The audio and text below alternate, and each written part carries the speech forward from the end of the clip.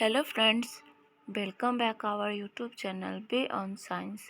Friends, हम लोग discussion कर रहे हैं क्लास 10th का साइंस, जो कि अध्याय 4 कार्बन एवं उसके यौगिक है।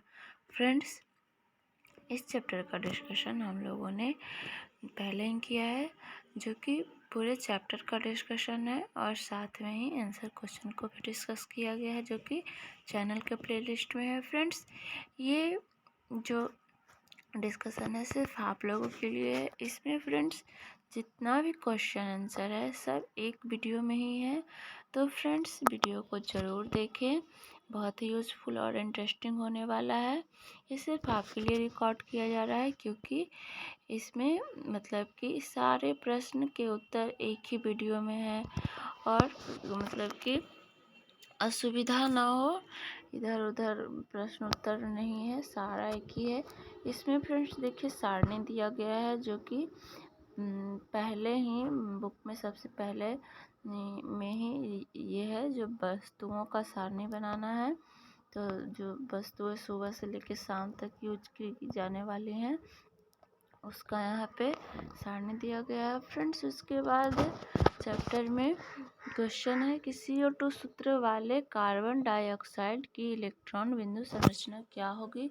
तो फ्रेंड्स, CO2 जो है उसका कार्बन डाइऑक्साइड की इलेक्ट्रॉन बिंदु संरचना इस प्रकार होगी। ये O है, C है और ये O है। कुछ इस तरह से संरचना होगा फ्रेंड्स, तो इसका उत्तर ये हो जाएगा। आगे क्वेश्चन दिया हुआ है, क्वेश्चन 2 है, सल्फर के 8 परमाणुओं से बने सल्फर के अणु की इलेक्ट्रॉन बिंदु संरचना क्या होगी। संकेत दिया हुआ है, सल्फर के 8 परमाणु एक अंगूठी के रूप में आपस में जुड़े होते हैं, तो S8 होगा और कुछ इस तरह से संरचना दिखाई देगा, तो उसका उत्तर ये हो जाएगा। फ्रेंड्स, आगे चलते हैं, जो कि आगे पेज में क्वेश्चन है। यहाँ पे क्वेश्चन नंबर 1 है, पेंटेन के लिए आप कितने संरचनात्मक समवायी का चित्रण कर सकते हैं। तो इसका उत्तर हो जाएगा, पेंटेन के लिए हम 3 संरचना समवायी का चित्रण कर सकते हैं। ये हो जाएगा नॉर्मल पेंटेन, जिसका इस तरह से संरचना हो जाएगा, नॉर्मल है, कार्बन जो है सीधी श्रृंखला में होगा और चारों तरफ हाइड्रोजन आ जाएगा। दूसरा हो जाएगा आइसोपेंटेन या 2 मिथाइल ब्यूटेन, इसमें द्विशाखित संरचना होगा। इस तरह से एक कार्बन परमाणु जो है शाखा से जुड़ा हुआ रहेगा और चारों तरफ हाइड्रोजन बॉन्ड होंगे। आगे है फ्रेंड्स, देखिए नियोपेंटेन या 2,2 डाइमिथाइल प्रोपेन, इसमें 3 ब्रांच हो जाएगा। इस तरह से 1 2 3 कार्बन परमाणु आपस में जुड़े रहेंगे और चारों तरफ हाइड्रोजन बाउंड होगा, तो इस तरह से 3 संरचना हो जाएगा। आगे क्वेश्चन दिया हुआ है, प्रश्न 2 है, कार्बन के 2 गुणधर्म कौन से हैं जिनके कारण हमारे चारों ओर कार्बन यौगिक की विशाल संख्या दिखाई देती है। तो फ्रेंड्स, इसका उत्तर हो जाएगा, कार्बन यौगिकों की विशाल संख्या के 2 कारण हैं जो निम्नलिखित है। पहला हो जाएगा कार्बन परमाणु श्रृंखला तथा कार्बन परमाणु की 4 संयोजकता। दूसरा है, इस गुण के कारण कार्बन परमाणु सीधी, शाखित तथा चक्रीय श्रृंखलाएं बनाता है। 4 संयोजकता के कारण कार्बन परमाणुओं के साथ एकल बंधन, द्विआवंत तथा त्रिआवंत बनाता है। इन्हीं 2 कारणों से कार्बन परमाणु बहुत अधिक संख्या में यौगिकों का निर्माण करता है, जिसके कारण हमारे चारों ओर कार्बन यौगिकों की विशाल संख्या दिखाई देती है। देखिए फ्रेंड्स, इस तरह से दिया हुआ है। आगे क्वेश्चन है, साइक्लोपेंटेन का सूत्र तथा इलेक्ट्रॉन बिंदु संरचना क्या होगी। तो फ्रेंड्स, इसका उत्तर हो जाएगा, साइक्लोपेंटेन का सूत्र C5H10 होता है। इसकी संरचना बिंदु निम्नलिखित है। देखिए फ्रेंड, ये साइक्लोपेंटेन का संरचना है। यहाँ पे देखिए कार्बन परमाणु है और चारों तरफ हाइड्रोजन परमाणु है, ये साइक्लोपेंटेन है। का बिंदु संरचना है। आगे फ्रेंड्स देखिए दिया हुआ है, निम्नलिखित यौगिकों की संरचनाएं चित्रित कीजिए, जिसमें पहला है एथेनोइक अम्ल, ब्रोमोपेंटेन, ब्यूटेनोन और हेक्सेनल। जिसमें एथेनोइक अम्ल का देखिए संरचना इस तरह से है, सी, यहाँ डबल बॉन्ड हो, सिंगल बॉन्ड हो, एच एच एच इस तरह से। दूसरा है ब्रोमोपेंटेन, यहाँ पे देखिए फ्रेंड्स हाइड्रोजन बॉन्ड चारों तरफ है, यहाँ Br, ये ब्रोमोपेंटेन हो गया। आगे है ब्यूटेनोन, यहाँ देखिए फ्रेंड्स यहाँ कार्बन से यहाँ डबल बॉन्ड O है और चारों तरफ यहाँ हाइड्रोजन बॉन्ड है, ये ब्यूटेनोन हो गया। आगे देखिए फ्रेंड्स हेक्सेनोन का संरचना है, यहाँ देखिए कार्बन परमाणु है और यहाँ पे डबल बॉन्ड O, चारों तरफ हाइड्रोजन बॉन्ड है, ये हेक्सेनेल का संरचना है। आगे है क्या ब्रोमोपेंटेन के संरचनात्मक संभव हैं? तो फ्रेंड्स इसका उत्तर हो जाएगा हाँ, ब्रोमोपेंटेन के संरचनात्मक समावयव संभव हैं। आगे प्रश्न दिया हुआ है, निम्न यौगिकों के नामकरण कैसे करेंगे? तो इसका उत्तर हो जाएगा, देखिए फ्रेंड्स यहाँ 3 दिया हुआ है, इसका नामकरण करना है। तो पहला का उत्तर हो जाएगा, पहला का नामकरण हम लोग करेंगे इसका CH3 CH2Br ब्रोमो एथेन। दूसरा का हम लोग नामा करेंगे मेथेनॉल CHCHO। तीसरा का हम लोग नामकरण करेंगे हेक्सा 1 आइन CH3 CH2 CH2 CH2 CH2 CH। आगे क्वेश्चन है जो कि पेज 79 का है, जिसमें प्रश्न है इथेनॉल से एथेनाइक अम्ल में परिवर्तन को ऑक्सीकरण अभिक्रिया क्यों कहते हैं? तो इसका उत्तर हो जाएगा, एथेनाइक अम्ल में एथेनॉल की अपेक्षा ऑक्सीजन के एक परमाणु अधिक तथा हाइड्रोजन के 2 परमाणु कम होते हैं।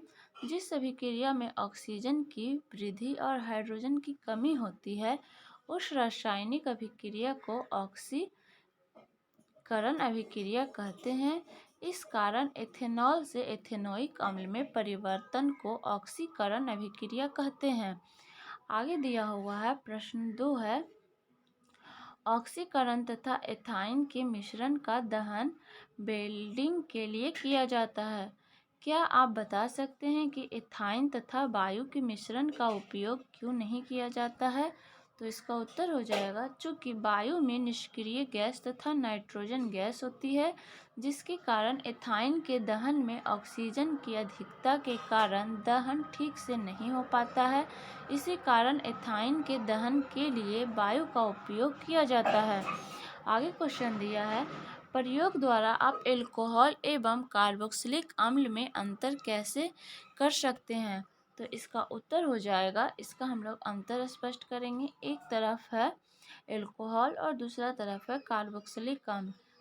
जब हम एल्कोहल तथा सोडियम कार्बोनेट की अभिक्रिया कराने पर कोई गैस नहीं निकलती है, तब हम इसका पहचान एल्कोहल के रूप में करते हैं।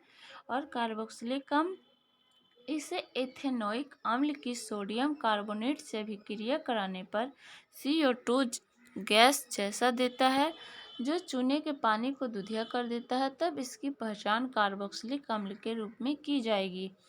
आगे दिया हुआ है प्रश्न 2 है, ऑक्सीकारक क्या है? तो इसका उत्तर हो जाएगा, ऑक्सीकारक वह प्रक्रम है जो स्वयं अपघटित होकर दूसरे को ऑक्सीकृत करता है। उदाहरण के लिए KMnO4 SO2 आदि ऑक्सीकारक है।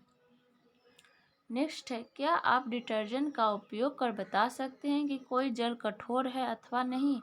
तो इसका उत्तर हो जाएगा नहीं बता सकते हैं, क्योंकि डिटर्जेंट कठोर तथा मृदु दोनों के साथ अधिक झाग देता है। अतः इसका उपयोग कर हम नहीं पता कर सकते हैं कि जल कठोर है अथवा नहीं।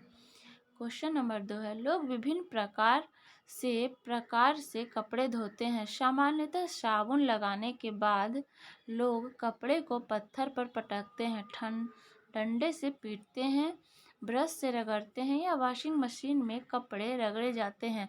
कपड़ा साफ करने के लिए उसे रगड़ने की क्यों आवश्यकता होती है? तो इसका उत्तर हो जाएगा, साबुन से कपड़े धोकर साफ करते वक्त रगड़ना पटकना जरूरी है, क्योंकि जल का Mg तथा Ca लवणों के साथ साबुन से प्रक्रिया अघुलनशील पदार्थ दही के समान अपक्षय बनाता है, जो कपड़े के साथ चिपका रहता है। यह रगड़ने से ही कपड़े से अलग हो पाता है। फ्रेंड्स, यहाँ तक था पाठ के अंदर से प्रश्न। अब अभ्यास का प्रश्न है। प्रश्न 1 है, एथेन का आणविक सूत्र C2H5 है। इसका उत्तर हो जाएगा फ्रेंड्स, इसका 7 सहसंयोजक आबंध है। प्रश्न 2 है, ब्यूटेनोन चतुष्कार्बन यौगिक है जिनका प्रक्रियात्मक समूह है।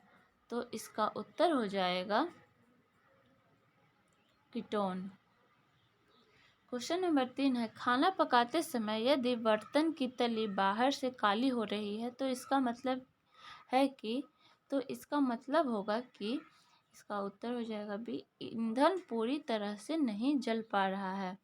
क्वेश्चन नंबर 5 है, CH3Cl में आबंध निर्माण का उपयोग कर सहसंयोजक आबंध की प्रकृति समझाइए। तो इसका उत्तर हो जाएगा, CH3Cl की आबंध संरचना है, यहाँ देखिए फ्रेंड्स, CClH3 हो गया, ये CH3Cl की आबंध संरचना है।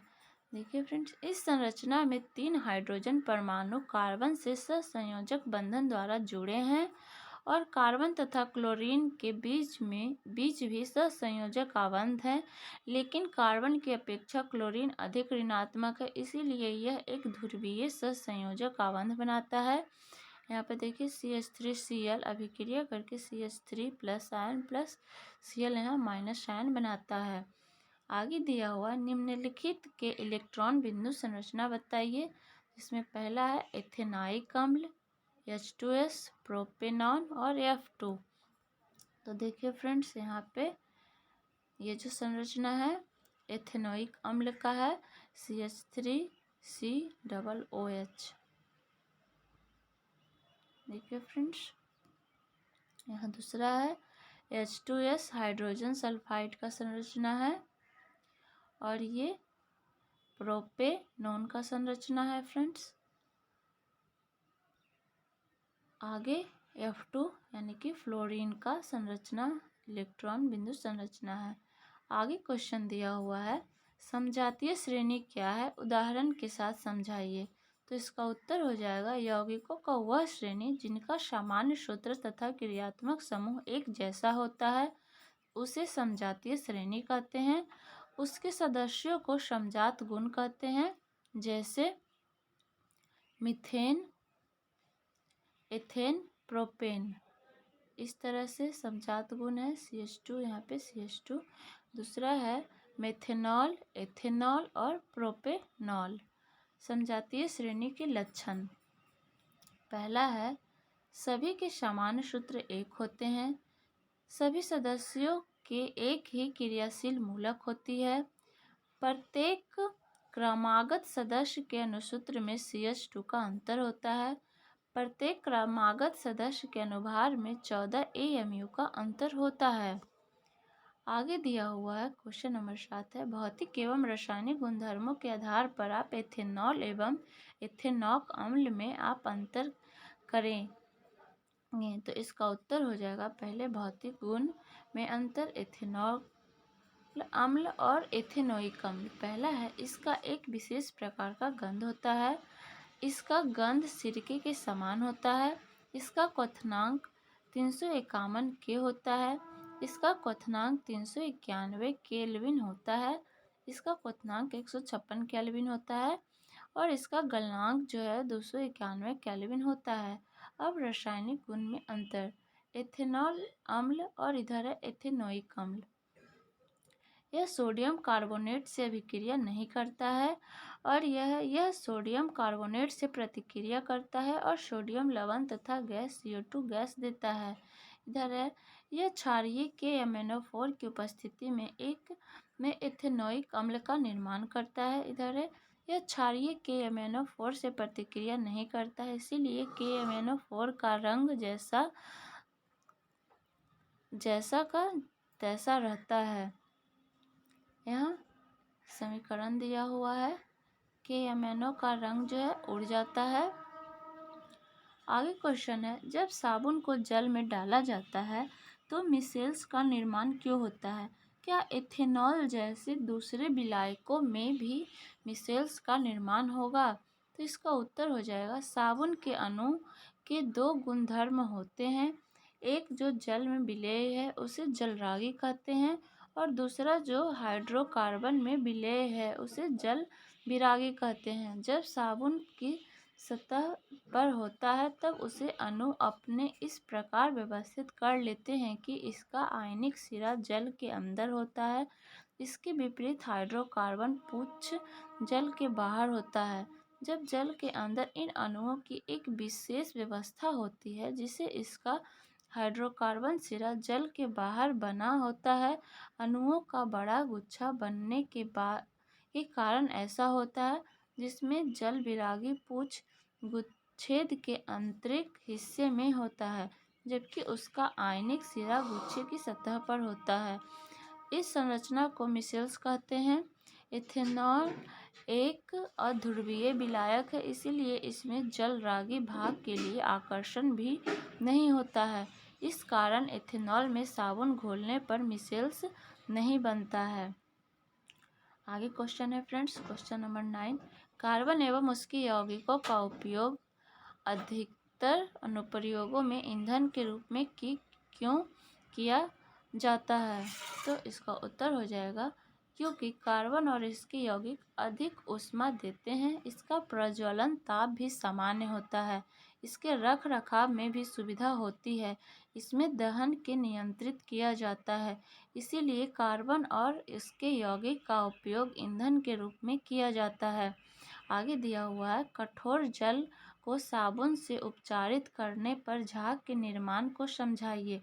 आगे दिया है, क्योंकि कठोर जल में Ca तथा Mg के घुलनशील लवण पाए जाते हैं जो साबुन से प्रतिक्रिया करके अघुलनशील लवण बनाते हैं जो झाग कहलाता है। आगे दिया हुआ है, देखिए समीकरण है, ये घुलनशील लवण है और ये झाग का निर्माण कर रहा है। यहाँ घुलनशील लवण है और ये झाग है। क्वेश्चन नंबर 11 है, यदि आप लिटमस पत्र लाल एवं नीला से साबुन की जांच करें तो आपका प्रेक्षण क्या होगा? तो इसका उत्तर हो जाएगा, साबुन लाल लिटमस पत्र को नीला कर देता है, इसीलिए यह क्षारीय है। क्वेश्चन नंबर 12 है, हाइड्रोजनीकरण क्या है? इसका औद्योगिक अनुप्रयोग क्या है? इसका उत्तर हो जाएगा, असंतृप्त हाइड्रोकार्बन श्रृंखला में हाइड्रोजन को जुड़ने की प्रक्रिया को हाइड्रोजनीकरण कहते हैं। देखिए फ्रेंड्स, यहाँ पे दिखाया गया है, ये एथिलीन है, प्रोपाइन है, प्रेरक है, यहाँ टेम्परेचर है 200 से 300 सेंटीग्रेड और ये एथेन है। हाइड्रोजनीकरण का उपयोग वसा को संतृप्त वसा बनाने में किया जाता है। खाद्य तेल प्लस H2 संतृप्त वसा घी। क्वेश्चन नंबर 13 है, दिए गए हाइड्रोकार्बन C2H6 C3H6 C2H2 एवं CH4 में किसमें संकलन अभिक्रिया होगी? तो इसका उत्तर हो जाएगा, C2H2 तथा C3H6 में संकलन अभिक्रिया होती है, क्योंकि इसमें C2H5 में द्विआबंध C3H6 में त्रिआबंध बनता है। इस प्रकार से फ्रेंड देखिए, यहाँ द्विआबंध बन रहा है प्रोपाइन में और एथिआइन में यहाँ पर ट्रिपल बॉन्ड यानी कि त्रिआबंध बन रहा है।